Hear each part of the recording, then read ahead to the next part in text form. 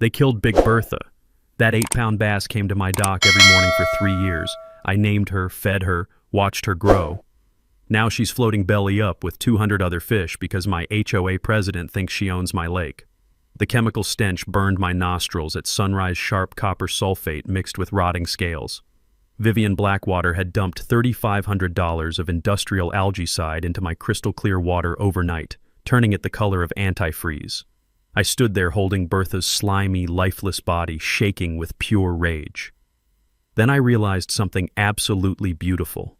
Vivian's fancy subdivision gets their drinking water from the same underground spring that feeds my lake. Every drop, every house, 847 homes. She didn't just poison my fish, she poisoned her entire neighborhood, and she has no clue what's about to hit her. Ever had neighbors who thought they could destroy your property just because they didn't like what you were doing? Tell me where you're watching from, and if you've got an HOA nightmare story, drop it below because this one's about to get wild. My name's Marcus Reed, and at 52, I never thought I'd be at war with a woman who probably spends more on her manicures than I make in a week. But that's suburbia for you. I'm a retired electrician turned solar panel installer here in Pine Ridge, North Carolina. The kind of guy who fixes things with his hands and believes people should mind their own damn business. My 12-acre property with its spring-fed lake has been in my family since 1952, back when this whole area was tobacco fields and common sense. Every morning, I walk that gravel path my grandfather laid boots, crunching on stones worn smooth by decades of fishermen. The dock planks feel warm and weathered under my hands, still sticky with morning dew, and that sweet honeysuckle smell mixes with the clean mineral scent of spring water. Blue herons nest in the cypress trees, bass jump at dawn, and for 70 years, this place has been pure peace. Then the developers showed up. 15 years ago, they bought everything around me and built Willow Creek Estates, 847 McMansions starting at $600,000 each. They offered me millions to sell, wanted my lake for their country club. I told them they could take their money and build a clubhouse in hell. Most of the new neighbors were fine, normal people who waved when they jogged past, maybe asked about the fishing. But then Vivian Blackwater moved in. Picture this, 47 years old, drives a white Lexus that's detailed more often than most people shower, and carries a leather portfolio to neighborhood barbecues. She talks like a lawyer even when ordering coffee, throws around phrases like property value optimization and aesthetic compliance standards. The kind of person who probably schedules her bathroom breaks. Vivian appointed herself HOA president within 6 months and immediately launched her enhancement campaigns, which is fancy talk for making everyone miserable until they bow to her suburban dictatorship. Her opening shot came 3 months after she moved in. Certified mail, official letterhead, the whole production.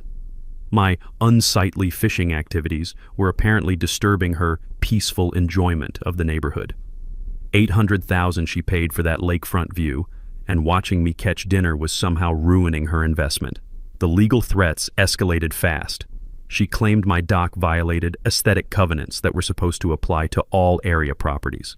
The woman actually had the nerve to demand I tear down a structure that's been here since before she was born.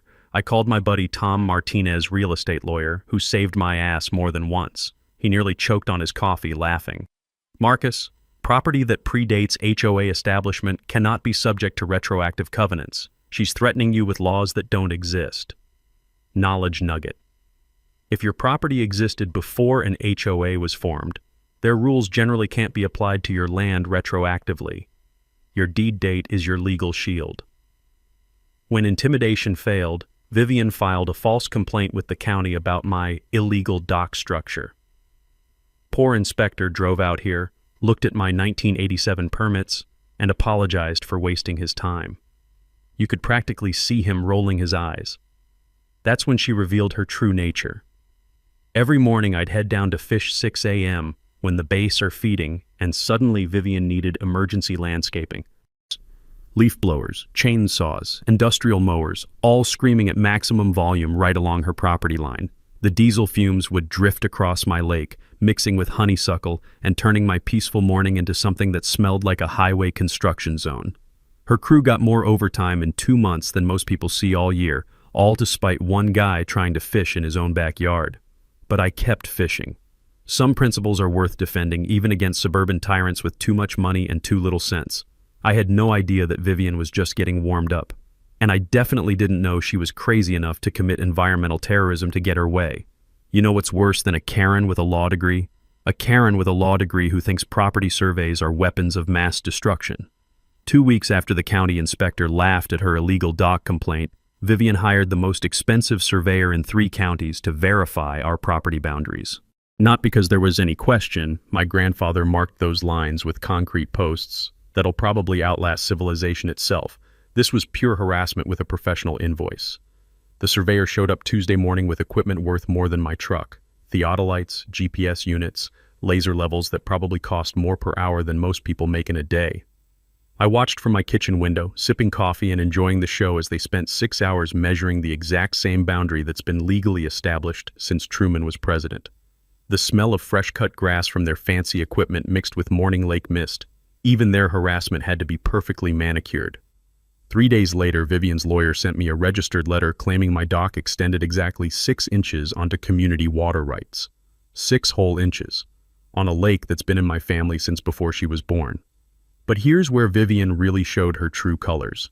She filed an actual lawsuit in county court for property encroachment. Professional letterhead, court stamps, filing fees that probably cost more than most people's car payments. All over 6 inches of dock space. When this woman commits to ruining someone's life, she doesn't mess around. While her legal papers crawled through the system, she launched a Facebook campaign that would make a political operative jealous.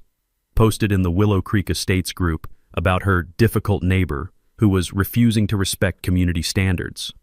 The comments section turned into a digital lynch mob faster than you could say property values. But 2 can play the research game. I spent my weekend in the county courthouse basement, breathing dust that was probably older than Vivian's entire career, digging through deed records and property transfers. Sometimes the best revenge is just knowing more than your enemy. And holy hell, did I hit the jackpot. My grandfather didn't just own the land, he owned exclusive water rights to the entire lake system. Every drop, every fish, every damn molecule of H2O. The original 1952 deed specifically included all water rights, surface and subsurface, including natural springs and tributaries thereto. But here's the beautiful part that made me laugh so hard I nearly fell off my chair.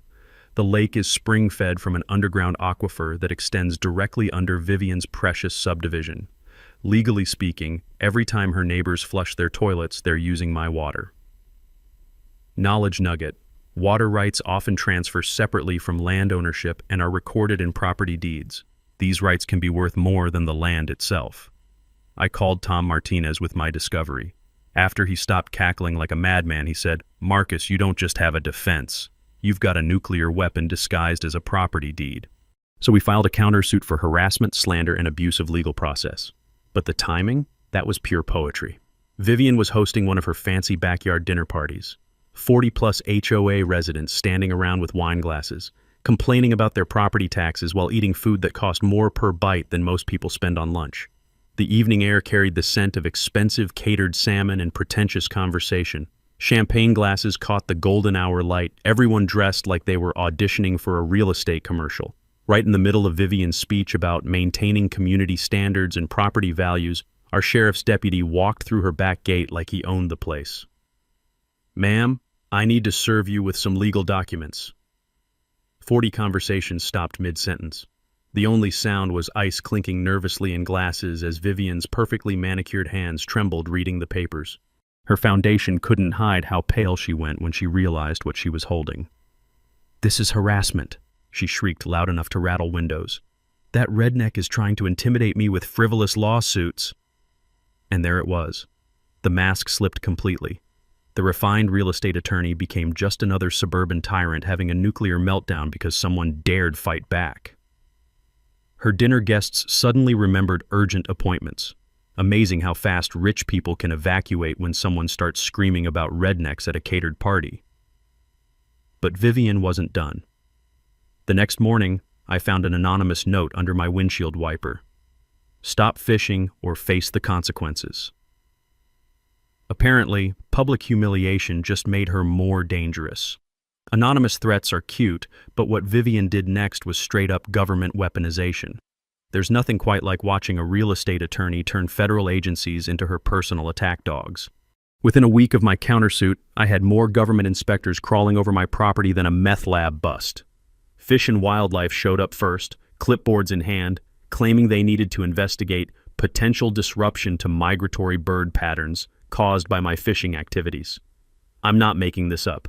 This woman actually convinced a federal agency that me catching bass was somehow screwing with duck GPS systems. The EPA inspector arrived next, suited up like he was entering Chernobyl, armed with water testing kits and a clipboard thicker than Vivian's legal bills. Apparently, my private lake usage might be creating environmental hazards. The sweet irony of that accusation would hit me like a freight train later. County Health Department Thursday morning, Code Enforcement Friday afternoon. By week's end, I had more regulatory business cards than a Washington lobbyist. Each inspector found exactly what you'd expect from the cleanest lake in 3 counties. Absolutely nothing wrong. But bureaucratic harassment is a two-way street, and I was about to learn how to drive it. While Vivian was playing puppet master with government agencies, I was making friends with the puppets. Turns out, when you're polite to overworked civil servants forced to investigate obviously bullshit complaints, they remember you. They also remember who's wasting their time. Dolores Martinez became my secret weapon. 68-year-old retired county clerk with a memory like a steel trap and a grudge against corrupt developers. Over coffee that tasted like justice and caffeine, she dropped a bombshell that made my head spin. Marcus, that whole subdivision was built on protected wetlands. Developer got his permits by promising to preserve all natural water features forever. It's federal law. The coffee cup felt warm in my hands as the implications sank in. Knowledge nugget. Development permits often contain perpetual preservation clauses that legally bind all future property owners. Violating these environmental restrictions can trigger massive federal penalties. I spent the next weekend playing environmental detective, and what I discovered was better than winning the lottery. Vivian's landscaping contractor, the same diesel-belching crew that had been serenading my fishing trips, was using my lake as their personal garbage dump. Grass clippings, hedge trimmings, fertilizer-soaked debris, all of it flowing directly into federally protected wetlands. Every Saturday morning at dawn, like clockwork, I became an environmental paparazzi, hiding in the tree line with my camera while the sweet smell of honeysuckle mixed with diesel exhaust. The rough bark of oak trees pressed against my back as I waited for the perfect shot. 3rd Saturday in a row, I caught them dumping organic waste straight into my water, the splash echoing across the still morning air.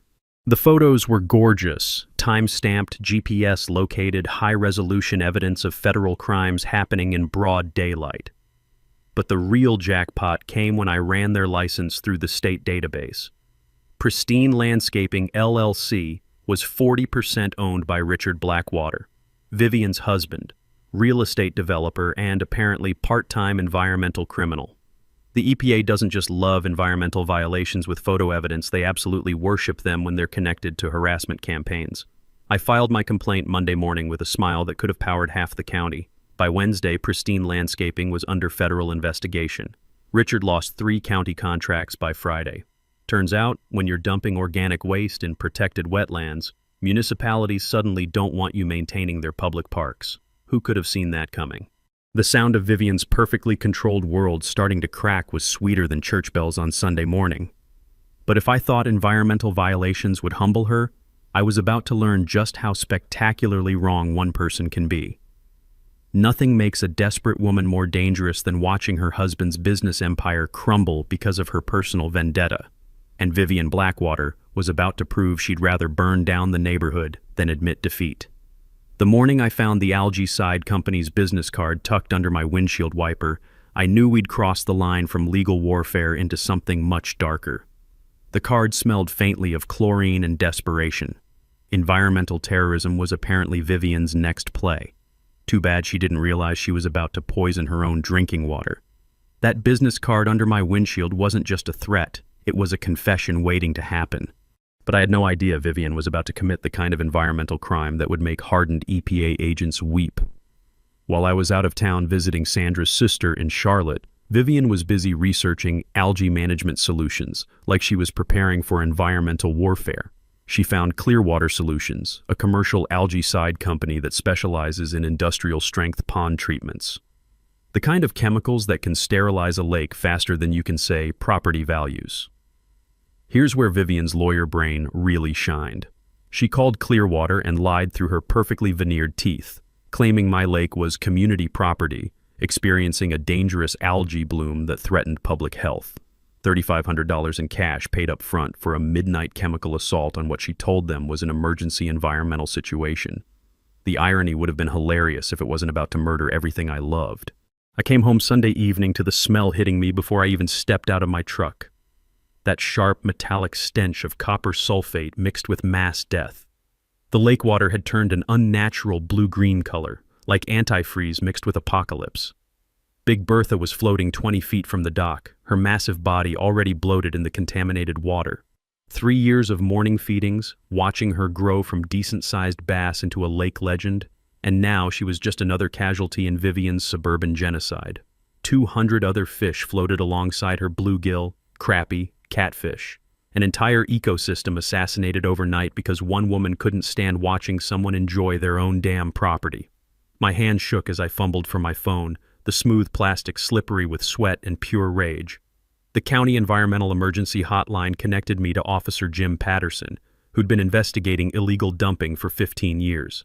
When I described the aquatic crime scene, his voice shifted from routine bureaucrat to DEFCON 1.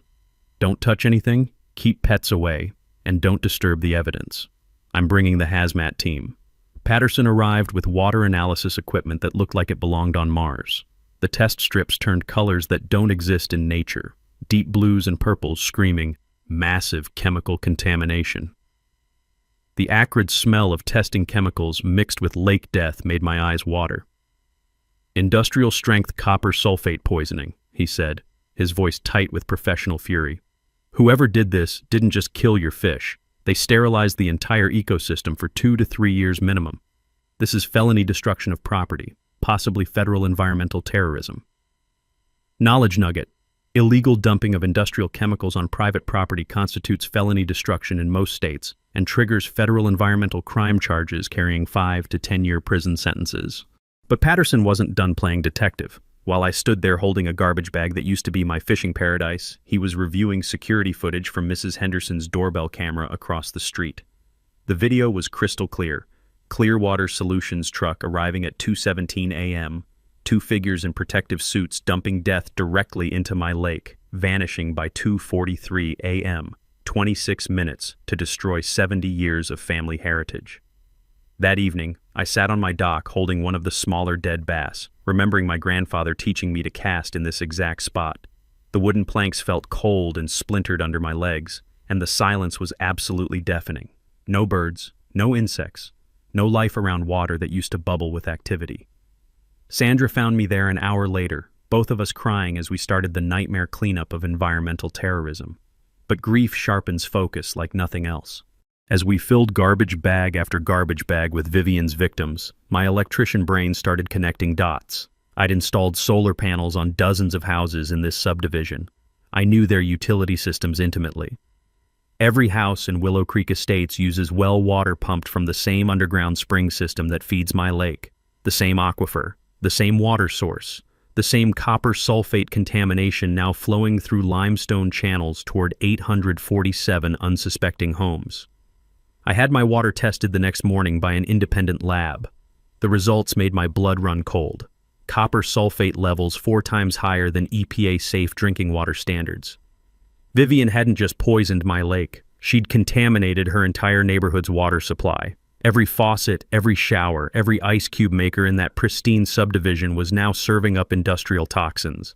The woman who spent months bitching about my unsightly fishing activities had just turned her perfect community into a toxic waste site, and she was about to drink her own poison. Sweet, sweet karma never tasted so metallic. You know that moment when you're researching one thing and accidentally discover nuclear codes hidden in your grandmother's recipe box? That's basically what happened when I decided to dig deeper into my grandfather's property records. I thought I was building a stronger legal defense against Vivian's bullshit lawsuit. What I found instead was the equivalent of owning the only water well in a desert full of thirsty people. Monday morning, I drove back to the county courthouse basement, that special kind of government purgatory that smells like old paper, dust mites, and crushed dreams.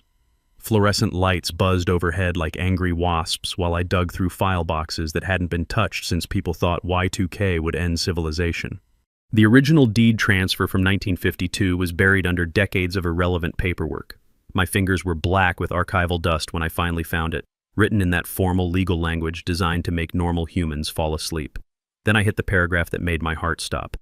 Including all water rights, surface and subsurface, to underground spring system and tributaries thereto, in perpetuity. In perpetuity. Latin for forever and ever, suck it. My grandfather hadn't just bought land. He'd bought every drop of water flowing through the underground spring system, extending for miles beneath what would eventually become Vivian's precious subdivision. I sat there in that dusty basement, hands trembling, holding a 70-year-old document that just made me the most powerful person in 3 counties. The paper felt thin and fragile, but the words on it were stronger than titanium. Here's where it gets absolutely delicious. I pulled the Willow Creek Estates development records from 2008. The developer's water usage permit application claimed they'd be drilling independent wells with sustainable water sources. Independent wells that tap directly into my grandfather's spring system 400 feet downstream from my lake. Every single one of them. The developer never purchased water rights because he probably didn't even know they existed as a separate asset. Most people don't. They think owning land means owning whatever water's underneath it. Wrong. Expensive assumption. Career-ending mistake. Knowledge nugget. Water rights are completely separate from land ownership and must be explicitly transferred. Failure to secure these rights can expose developers and homeowners to massive legal liability and usage fees. For 15 years, 847 families had been using my water without permission, without compensation, and without even knowing their most hated neighbor literally owned every drop flowing from their taps. The math alone made my head spin. Average household water usage times 847 homes times 15 years times market rate for water rights. We're talking tens of millions of dollars in back payments I could legally demand. But the contamination angle? That was the diamond sitting on top of this legal gold mine. Every home in that subdivision was now drinking water poisoned by Vivian's midnight chemical warfare. Copper sulfate symptoms include stomach pain, nausea, liver damage, and in children, developmental problems. The EPA treats this as a public health emergency worthy of federal intervention. Vivian's lawsuit against me for 6 inches of dock space suddenly looked like a toddler threatening Mike Tyson. I called Tom Martinez from the parking lot, sunshine warming the truck's interior while my world tilted on its axis. Tom, I don't just own the lake. I own their entire water supply. Every drop they've used for 15 years is legally mine. The silence stretched so long I checked if my phone had died. Marcus, he finally whispered, you're not defending against a property dispute anymore. You're sitting on the biggest water rights case this state has ever seen. And if that contamination spreads through the aquifer... He didn't finish. We both knew. Vivian had poisoned 847 homes using water that belonged to me. The power dynamic just shifted so hard I could feel the earth move under Vivian's designer heels. When you discover you're sitting on a legal nuclear weapon, you don't just start swinging it around like a drunk guy at a bar fight. You assemble a team of highly trained assassins who know exactly where to aim. First call went to Rebecca Torres, environmental lawyer out of Raleigh who'd built her career destroying corporations that thought poisoning communities was just good business. Her office smelled like expensive espresso and vendetta when I walked in Tuesday morning. Water rights violation, environmental contamination, public health emergency, she said, eyes gleaming as she reviewed my documents. Marcus, this isn't a lawsuit. This is a masterclass in legal warfare that'll be taught in law schools for decades. Rebecca's strategy was beautiful. Hit them from every direction simultaneously before they even know they're under attack. Federal lawsuit for water rights theft. EPA emergency intervention for contamination. State criminal charges for illegal dumping. Civil suits for property damage, emotional distress, and punitive damages that would make a lottery winner blush. Legal tactic. Overwhelming opponents with simultaneous legal actions from multiple jurisdictions forces immediate defensive positions. They'll be too busy putting out fires to mount any coordinated counterattack. Second recruit was Dr. James Mitchell, hydrogeologist from North Carolina State, who makes opposing lawyers weep during depositions. We met at my poisoned lake Wednesday morning, where he spent 4 hours taking samples and mapping the underground spring system with equipment that probably cost more than my truck. Fascinating aquifer structure, he said, knee-deep in contaminated water that still reeked of chemicals. His hands moved precisely through testing procedures while dragonflies that used to swarm here were notably absent. Single-source spring feeding directly into residential wells. Contamination will reach every home within 6 to 8 weeks. We're looking at 800 to 1,000 affected properties. The scientific hammer that would crush any doubt about Vivian's guilt. Third team member was Sarah Morgan, investigative journalist who'd spent 3 years taking down corrupt HOAs like she was collecting scalps. Her exposés had destroyed 2 HOA presidents for embezzlement, and one who was literally running a protection racket. When she saw my evidence, she looked like a kid on Christmas morning. "This is Pulitzer-level material," she said, spreading documents across my kitchen table with reverent excitement. Power-drunk HOA tyrant poisons entire neighborhood while terrorizing the guy who legally owns their water supply. CNN will fight MSNBC for first interview rights. Sarah's background check on Vivian read like a serial killer's resume. 3 previous neighborhoods, 4 harassment lawsuits, 2 restraining orders for stalking behavior. The woman had a documented 20-year pattern of destroying anyone who dared challenge her authority. Dolores Martinez provided the historical ammunition. Over dinner coffee that tasted like justice and bottomless refills, she showed me permit applications proving the original developer had committed outright fraud, claiming water rights he never purchased, never owned, never even verified, existed. Every homeowner bought property under false pretenses, Dolores explained, her weathered fingers tapping yellow documents. They think they own water access. Legally, they've been stealing from you for 15 years. Rebecca crunched numbers with calculator precision. Market rate for water rights in our county, $50 per household monthly, times 847 homes, times 180 months, $30.6 million in back payments I could legally demand. That's before calculating punitive damages for the contamination. Financial strategy. In water rights cases, calculate both direct usage fees and consequential damages from environmental contamination. Combined liability often forces settlements before opponents can mount defenses. But here's where I made the decision that separated justice from revenge. I wasn't going to financially destroy 800 innocent families just to punish one psychotic woman. "We offer settlement," Rebecca proposed. "Waive all back payments for 3 things. Complete lake restoration, Vivian's resignation plus criminal prosecution, and permanent oversight preventing future abuse." Dr. Mitchell designed the restoration plan right there. 18 months using natural bioremediation, native fish restocking, aquatic plant restoration. Cost, $250,000 paid jointly by HOA funds and Vivian personally. Sarah coordinated media timing, simultaneous story release with legal filing for maximum public pressure. She'd already pitched NPR, Washington Post environmental desk, and 3 cable networks salivating over the HOA Karen Poison's neighborhood water supply angle. The plan was elegant. Hit Vivian with federal charges, state charges, civil liability, and national media exposure simultaneously. Give the innocent homeowners a path forward that didn't bankrupt them. Force accountability without collective punishment. We had evidence that could convict. We had expert testimony that couldn't be challenged. We had media ready to turn Vivian into a national symbol of HOA tyranny, and we had moral high ground that would play beautifully in court and public opinion. Now we just needed the perfect stage for Vivian's very public downfall. You know what's beautiful about watching someone's world crumble? The moment they realize their cover-up is actually making everything worse, but they're too deep to stop digging. Vivian discovered the water contamination exactly the way karma intended, through her neighbors' complaints about the metallic taste in their morning coffee. Within a week of poisoning my lake, the Willow Creek Estates Facebook group exploded with posts about weird-tasting water and strange smell from the taps.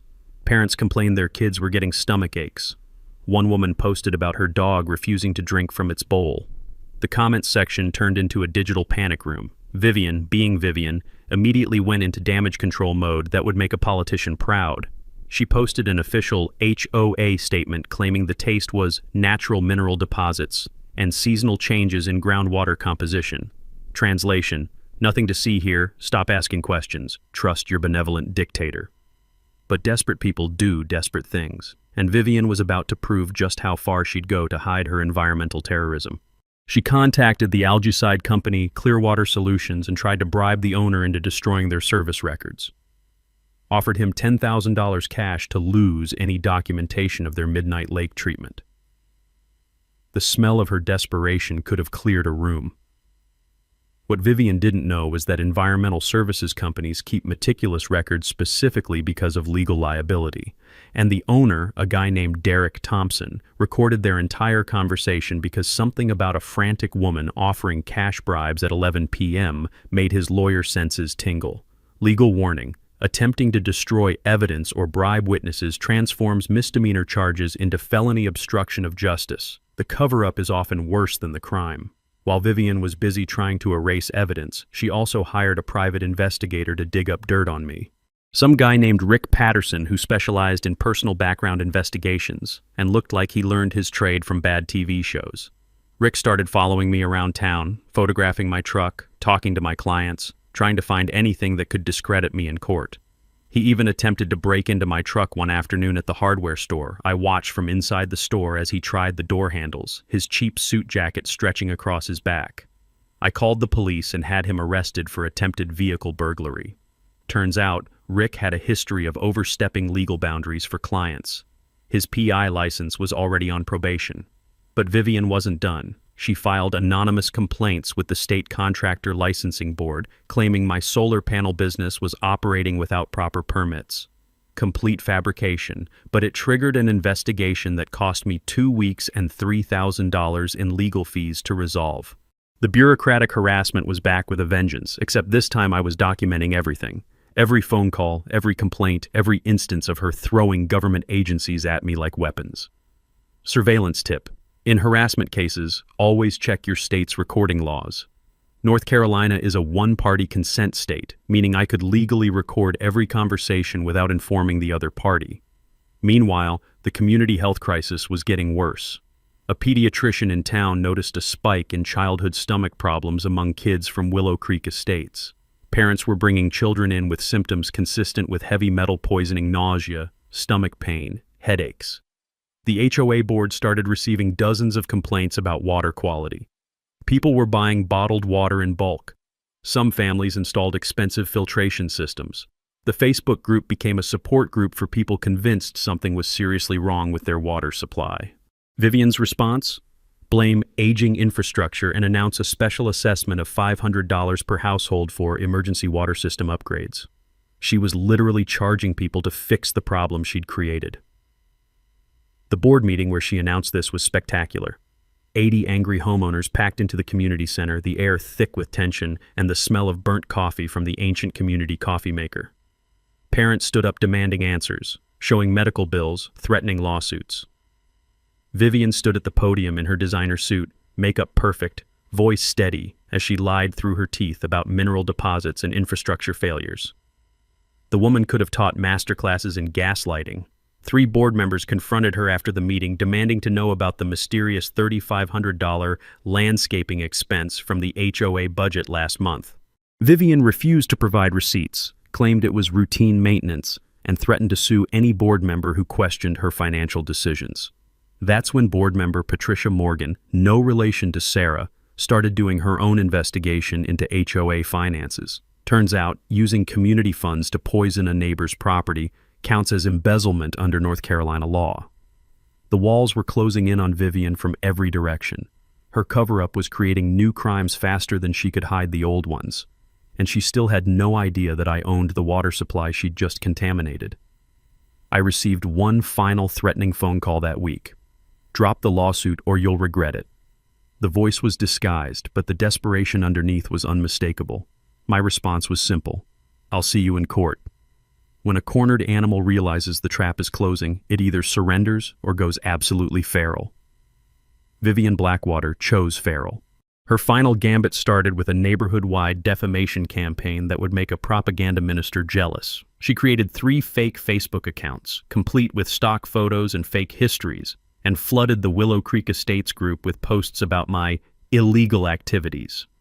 According to Vivian's digital puppets, I was an environmental terrorist who deliberately contaminated my own lake to frame the HOA and extort money from innocent families. The post claimed I was running some kind of insurance fraud scheme, that my solar business was a front for illegal operations, that I had a criminal history. Pure fiction, but posted with enough confidence that people started believing it. Defamation law. Creating fake accounts to spread false statements causing reputational or financial damage constitutes aggravated defamation and can trigger separate civil and criminal charges. The smear campaign worked on some people. I started getting hostile stares at the grocery store. 2 solar installation clients canceled contracts, citing concerns about our business practices. Someone spray-painted LIAR on my truck in the Walmart parking lot. The cheap paint smell lingered for days even after I cleaned it off. But Vivian's desperation was about to lead her into truly stupid territory. She showed up at my house on a Thursday evening, dressed in casual clothes instead of her usual power suit, carrying a leather briefcase that probably cost more than most people's monthly mortgage. The sunset cast long shadows across my driveway as she walked up, her heels clicking on the concrete. "Marcus, I think we can resolve this like reasonable adults," she said, setting the briefcase on my porch railing. The leather creaked as she opened it, revealing neat stacks of $100 bills. $100,000 cash to drop all legal action and sign a mutual non-disclosure agreement. The evening air smelled like honeysuckle and bribery. What Vivian didn't know was that I was wearing a wire. Tom Martinez had suggested it after her PI got arrested, and I'd gotten very comfortable with the little recording device taped to my chest. North Carolina's one-party consent law is a beautiful thing. You're offering me money to cover up the fact that you poisoned my lake and contaminated your neighborhood's water supply? I asked, making sure the wire caught every word crystal clear. "I'm offering you a reasonable settlement to resolve a property dispute," she said, lawyer speak dripping like venom. "This is a good faith gesture to avoid protracted litigation." "Good faith gesture," I repeated. "Is that what we're calling attempted bribery now?" Her face went from fake friendly to ice cold in about 2 seconds. She snapped the briefcase shut, the sound sharp as a gunshot in the quiet evening. "You're going to regret this, Marcus. I have connections in this county that will destroy you." "I'll take my chances," I said. "Now get off my property before I add trespassing to the list of charges." She left tire marks in my gravel driveway, her Lexus spitting stones as she peeled out. Meanwhile, the environmental health emergency was reaching critical mass. The county health department had received over 50 complaints about subdivision water quality. Parents were documenting their children's symptoms: nausea, stomach pain, persistent headaches, even some cases of skin rashes from bathing in contaminated water. The EPA decided to investigate after a county health officer submitted an official concern report. When federal environmental agencies get involved, things escalate fast. They don't take kindly to contaminated drinking water affecting hundreds of families. EPA investigators arrived at Willow Creek Estates on a Tuesday morning with water testing equipment that made Dr. Mitchell's setup look like a high school science project. They tested wells throughout the subdivision, mapped the aquifer system, and traced contamination sources with the methodical precision of crime scene investigators. Their preliminary findings confirmed what Dr. Mitchell had predicted. Copper sulfate contamination was spreading through the entire underground spring system. Current levels in subdivision wells were approaching EPA emergency thresholds. Within another month, the water would be officially unsafe for human consumption. The EPA issued a public health advisory recommending Willow Creek residents avoid drinking tap water until further notice. Property values started dropping immediately. Nothing kills real estate prices faster than federal warnings about poisoned water supplies. Vivian's psychological breakdown was becoming visible to everyone. She was spotted at the grocery store having a screaming match with herself in the parking lot. Her husband Richard moved out, taking their 2 kids and filing for separation, citing irreconcilable differences and potential legal liability exposure. The HOA board finally voted to remove her as president after discovering she'd used community funds to pay for the algaecide, the PI, and multiple other personal vendetta expenses.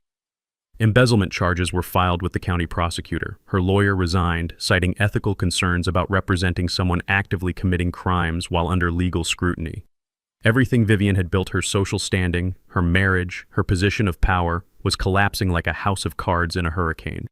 And she still didn't know the worst part. She'd poisoned a water supply that legally belonged to the man she'd been trying to destroy. The final confrontation was inevitable, and it was going to be very, very public. The Pine Ridge Community Center hadn't seen a crowd like this since the county tried raising property taxes. Standing room only, 300 people crammed into space for 200. The air was thick with body heat, nervous energy, and burnt institutional coffee. TV news crews set up cameras in back. County sheriff positioned deputies near exits. EPA representatives sat front row with official badges and grim expressions. Vivian sat on stage with remaining HOA board members, designer suit perfect, makeup flawless, but her eyes had that cornered animal look. She kept checking her phone, probably praying for a miracle. I sat third row with my team: Rebecca Torres, Dr. Mitchell, Tom Martinez, Sarah Morgan. We had documents that would change everything, but first we'd let Vivian dig deeper. Patricia Morgan, the new board president, called the meeting to order. "We're here to address water quality concerns and discuss EPA findings." The crowd erupted. Parents shouted about sick children. Someone yelled about property values dropping $40,000 in 2 weeks. Demands for refunds, answers, accountability. Patricia raised her hands for quiet. "The EPA will present their findings first." Dr. Sandra Murphy from the EPA didn't sugarcoat it. She displayed water testing results on the projector, bright red numbers showing copper sulfate levels 4 times above safe standards. "Contamination originated from industrial algae-side dumping here," she said, laser pointer highlighting my lake on the aquifer map. "Chemicals entered groundwater and spread throughout the spring, feeding your wells." Vivian squirmed like she was sitting on hot coals. "Who dumped the chemicals?" someone shouted. Dr. Murphy looked directly at Vivian. "That's a matter for ongoing criminal investigation." 300 heads turned to stare at Vivian. The temperature dropped 20 degrees. Patricia cleared her throat. "Marcus Reed has information about property rights and water access." I walked to the microphone. Every eye followed. Cameras swiveled. "Most of you know me as the difficult neighbor who wouldn't stop fishing," I started. "Vivian Blackwater spent months trying to drive me off my property through lawsuits, harassment, and eventually environmental terrorism." Vivian shot up. "That's slander. I never—" "Sit down, Mrs. Blackwater," the sheriff's deputy ordered. Not requested. Ordered. I held up my grandfather's 1952 deed. "This document includes one specific paragraph I want to read. All water rights, surface and subsurface, to underground spring system and tributaries thereto, in perpetuity." Silence except for the projector hum. "In plain English, I own the water rights to the entire aquifer feeding this subdivision. Every drop from your taps for 15 years legally belongs to me. The developer never purchased these rights. He just drilled into my water without permission." Confused shouting erupted. Anger, shock, fear mixing in the crowd. I held up my hand. "I'm not here to bankrupt anyone. I'm waiving all back payments, about $30 million you won't owe me." Relief washed over faces. "But Vivian Blackwater poisoned my lake with industrial chemicals, destroying 70 years of family heritage and contaminating water that belongs to me. Then she covered it up while your children got sick." Rebecca stood. "Mrs. Blackwater faces federal environmental destruction charges, state illegal dumping and embezzlement charges, and civil property damage charges. We have video evidence, recorded bribery attempts, and documentation of her using HOA funds for personal vendettas." The deputy walked toward the stage. Vivian went ghost white. "This is a setup! He contaminated his own lake to frame me." "Ma'am, I have an arrest warrant for environmental crimes and obstruction of justice." The room exploded as the deputy handcuffed her. "You'll all regret this," she shrieked. "I'll sue every one of you. That redneck is manipulating you." Final mask, gone, pure rage, and classism on display for 300 witnesses and 3 cameras. As she was escorted out, I returned to the microphone. "I'm proposing a settlement protecting everyone here. Full environmental restoration funded by insurance and Mrs. Blackwater's restitution. No back payments for water usage. And independent oversight to prevent future abuse." The crowd's anger shifted to cautious hope. Patricia stood. The board unanimously supports this proposal. Dr. Mitchell presented the restoration timeline: 18 months to clean water, ecosystem recovery, regular safety testing. Sarah Morgan's article would publish within the hour. HOA president poisons entire neighborhood's water supply in property vendetta. People filed out, some stopping to shake my hand, others processing everything. This wasn't about revenge anymore. It was about accountability, community healing, and ensuring no one else would suffer under petty tyrants. Vivian Blackwater spent months trying to drive me off my land. Instead, she drove herself straight into a federal prison cell. 6 months after Vivian's arrest, I stood on my dock at sunrise watching native bass fingerlings get released into the lake. Water crystal clear again, that clean mineral smell replacing the chemical stench that had haunted this place. Dr. Mitchell's restoration plan worked better than predicted. Natural bioremediation, strategic water cycling, and native plant restoration brought the lake back to life faster than expected. Monthly EPA tests showed contamination levels dropping to zero. Big Bertha's descendants were thriving. The Grandfather's Lake Environmental Trust became something bigger than I imagined. Settlement funds, $250,000 from Vivian's assets, and HOA insurance created an environmental education program. Local schools bring kids out twice monthly to learn about aquatic ecosystems, water conservation, and protecting natural resources. Turns out poisoning a lake can lead to something beautiful if you're willing to turn tragedy into education. Vivian's legal aftermath was exactly what she deserved. Federal environmental destruction, state illegal dumping, embezzlement, obstruction of justice. She pleaded guilty to everything. 3 years federal prison, 5 years probation, $75,000 in restitution, 200 hours cleaning waterways after release. Her husband divorced her. Real estate law license permanently revoked. She lost everything trying to destroy one man who just wanted to fish in peace. Willow Creek Estates underwent its own transformation. New HOA board implemented transparency policies requiring homeowner vote approval for financial decisions. They established resident rights protection committees and replaced Vivian's dictatorship with actual democratic governance. The twist nobody saw coming? I opened my lake for community fishing. Every Saturday morning, families from the subdivision fish under proper environmental management. Kids who'd never held fishing rods learned to cast from the same dock where my grandfather taught me.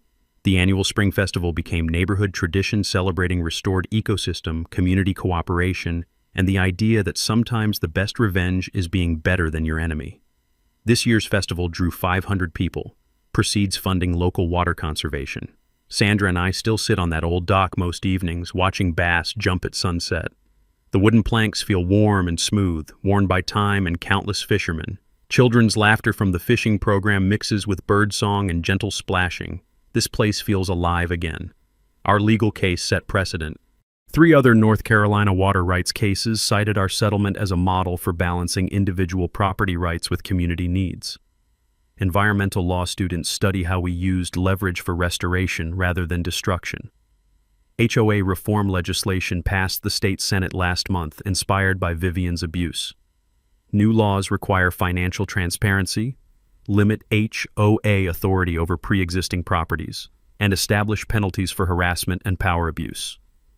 One woman's tyranny led to systemic change protecting thousands of future homeowners. My solar business expanded into environmental restoration projects. Fighting an HOA tyrant and winning makes great marketing.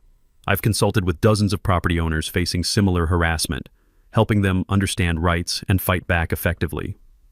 Sarah Morgan's article spread nationwide, spawned a podcast series, and inspired proposed federal legislation addressing HOA accountability. One lake, one stand against tyranny, national impact. Here's what I learned. Never let petty tyrants make you abandon principles. Document everything. Know your rights. Sometimes the best way to defeat enemies isn't destruction. It's building something better from their mistakes. Your turn. Have you dealt with HOA nightmares or property rights violations? Share your story in the comments. Your experience might help someone else facing similar battles. Real experiences create real change. If this story of standing up to petty tyrants and protecting our environment inspired you, hit that subscribe button and turn on notifications. Next week, the city councilman who tried stealing a veteran's land through eminent domain abuse until the veteran discovered the councilman's own property violations. That karma was even sweeter. Remember, Whether you're in North Carolina, Texas, California, or anywhere else dealing with power-hungry HOAs, you're not alone. Communities are stronger than tyrants. Truth is more powerful than corruption. And sometimes one person standing up for what's right changes everything. Thanks for watching. Now get out there and protect what's yours.